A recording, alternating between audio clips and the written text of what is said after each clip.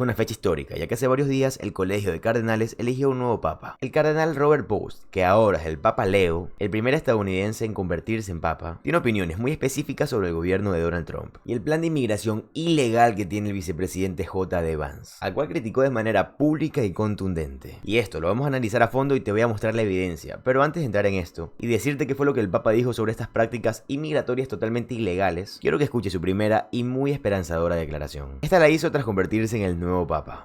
A humble and perseverant peace which comes from God, God who loves us all unconditionally.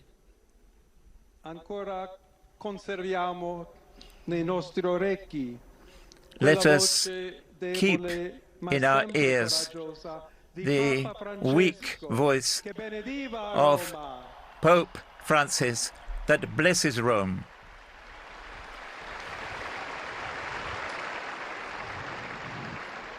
Il Papa che benediva Roma. The Pope who blessed Rome gave his blessing to the world, to the entire world, that morning of Easter.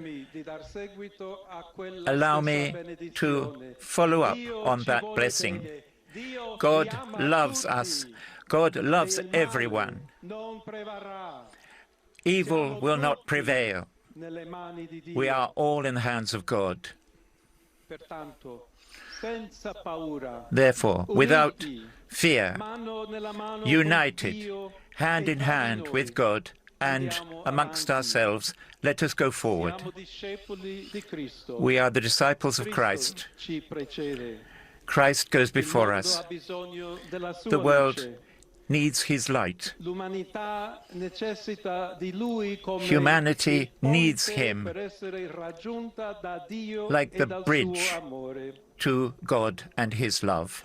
Predicando amor para todas las personas del mundo, sin importar qué, y aquellos que han sido marginados, que han sido perseguidos y expulsados de sus hogares, tienen que aspirar a un amor incondicional. Y ese es el amor que va en contra de cómo Donald Trump ve al mundo y ve a aquellos que están escapando de la persecución. Y fue precisamente eso lo que vimos al Papa Leo señalar de Donald Trump, y específicamente en este momento de aquí.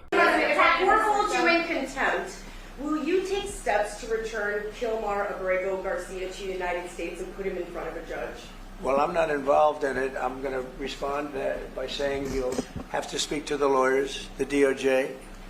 I've heard many things about him, and we'll have to find out what the truth is. But I will say this, you know, we were inundated by millions of people, many millions of people during the Biden administration. They say 21 million.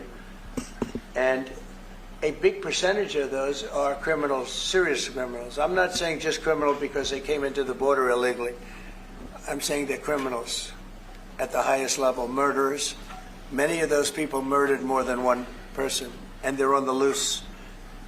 And I was elected to get rid of those criminals, to get them out of our country, or to put them away, but to get them out of our country. And I don't see how judges can take that authority away from a president. El desprecio y la falta de respeto que tiene Donald Trump hacia la seguridad, el bienestar y el temor de aquellos que huyen de sus hogares va completamente contra el mensaje de compasión que tiene el Papa Leo. Y es por eso que cuando se descubrió su cuenta de Twitter, las publicaciones que hizo recientemente en el 2025, cuando aún era cardenal, o sea, antes de convertirse en papa, demuestra claramente que él practica lo que predica. Lo que él más hace es profesar ideas de amor para todo el mundo. Así que te voy a mostrar los tweets que tenía el Papa antes de ser el Papa. El cardenal compartió una publicación con un artículo titulado ¿No ves el sufrimiento? ¿Tu conciencia no se perturba? ¿Cómo puedes permanecer en silencio? Sobre la reunión de Donald Trump con el presidente de El Salvador en la oficina Oval, también tuiteó acerca de las críticas de J.D. Vance hacia la iglesia, diciendo: J.D. Vance está equivocado. Jesús no nos pide que clasifiquemos nuestro amor por los demás. También compartió una carta escrita por el Papa Francisco dirigida a J.D. Vance y a toda la administración de Donald Trump, pidiendo el fin de una política migratoria basada en odio y cerrando de una vez por todas la incitación al odio. Donald Trump, J.D. Vance y prácticamente todo el movimiento MAGA afirman tener creencias cristianas, pero cuando tus valores y principios van de la mano con atacar a los demás, la ira, el odio y prácticamente atacar a cualquiera que no sea igual a ti o que no tenga las mismas creencias que tú y prácticamente tratar de excluir a cualquier otro que no te quiera apoyar, eso evidentemente no es una política de amor, no es ninguna política basada en la creencia de un valor cristiano. Y el Papa lo dijo de una forma tan clara y tan directa que les llegó el mensaje. Vimos que hace 3 semanas el mismo vicepresidente J.D. Vance fue al Vaticano y que los cardenales le hablaron directamente abiertamente sobre sus críticas a la iglesia. Ahí fue cuando J.D. Vance lanzó su extraño discurso diciendo lo siguiente: la Biblia te llama primero a amar tu hogar, luego te llama a amar a las personas, y después reservar tu amor para una lista de niveles. Eso no es así. Esa no es la forma en la que el ser humano ama. Esa no es la forma en la que tratamos a las personas que huyen de una persecución. Simplemente deberían de abrir sus brazos y recibir a las personas buenas. De eso se trata Estados Unidos, acoger a aquellos que están enfermos, cansados, atacados, que simplemente buscan una tierra mejor donde hacer crecer, hacer florecer su familia. De eso sí se tratan los valores cristianos. Y también de eso se trata el verdadero sueño americano. Y claro que ni Donald Trump, ni J.D. Vance, ni nadie que pertenezca a este partido lo entiende. Y evidentemente, y sin dudas, el Papa sí lo entiende. El enfoque del movimiento MAGA nunca ha estado en nada real, en nada positivo. Siempre se ha enfocado en lucrar a las personas que lo apoyan financieramente. Yo lo veo más como una empresa en la que inviertes que un movimiento. No están comprometidos con ninguno de los valores que proclaman, ni siquiera con las virtudes que dicen defender. Están enfocados únicamente en la distracción y en el caos. Y eso es exactamente lo que el líder de la minoría de la Cámara de Representantes quiso decir. Él se llama Hakeem Jeffries y señaló algo muy importante. Habló sobre la agenda de MAGA dentro del Congreso. Y todo dentro de este clip que estoy a punto de mostrarte. The American people woke up this morning. They could reasonably ask the question, what are their elected representatives on the floor of the House of Representatives going to be debating? In an environment where the Trump tariffs are costing them thousands of dollars more per year, Republicans are crashing the economy in real time, costs are being raised on hardworking American taxpayers, and Republicans are driving us toward a painful recession. What might members of Congress under this temporary Republican majority be debating on the floor today? Would it be legislation about the economy, something about health care, anything about Social Security, perhaps something on public safety, maybe national security matters, anything to bring to life the American dream for hardworking American taxpayers? No, what Republicans have decided to spend this entire legislative day doing is to debate a bill to rename the Gulf of Mexico. Now, in some ways, I guess the American people can be thankful, because this week, what Republicans were going to try and do was visit upon the American people the largest Medicaid cut in American history. And because Republicans are on the run, they were forced to take that hearing down. That battle is not over.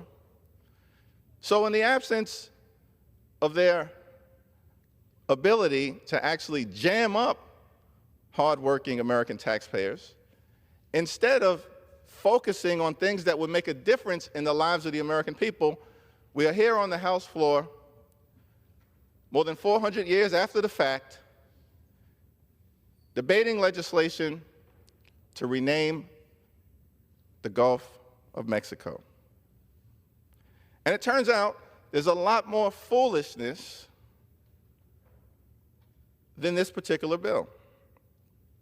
Apparently, it's not enough simply to try to rename the Gulf of Mexico.